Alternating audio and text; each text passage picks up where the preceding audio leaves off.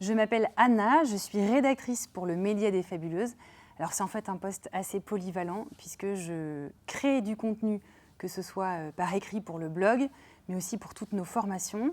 Et je suis aussi chargée d'animer des émissions, donc je suis aussi devant la caméra. Et j'ai rejoint l'équipe il y a bientôt 5 ans. Et avant cela, j'ai été 15 ans journaliste dans la presse écrite.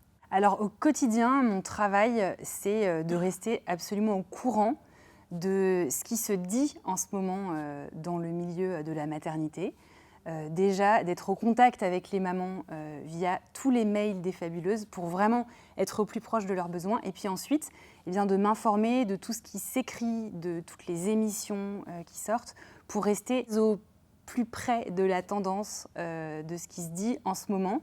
Donc voilà, un métier beaucoup dans l'actualité, aussi beaucoup dans l'écoute de ces femmes, et puis aussi beaucoup dans l'écriture, voilà, la réécriture de tous les textes qui nous arrivent, l'échange avec toute notre équipe de rédactrices.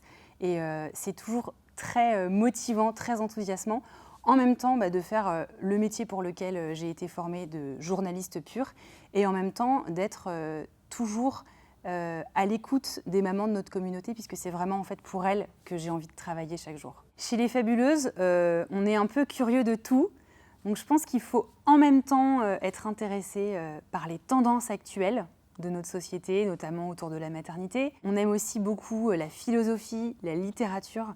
Je pense qu'il faut aimer lire, être curieux, en même temps avoir un intérêt réel pour le développement personnel, pour ses penseurs, pour ce qui se dit aussi actuellement sur ces questions-là.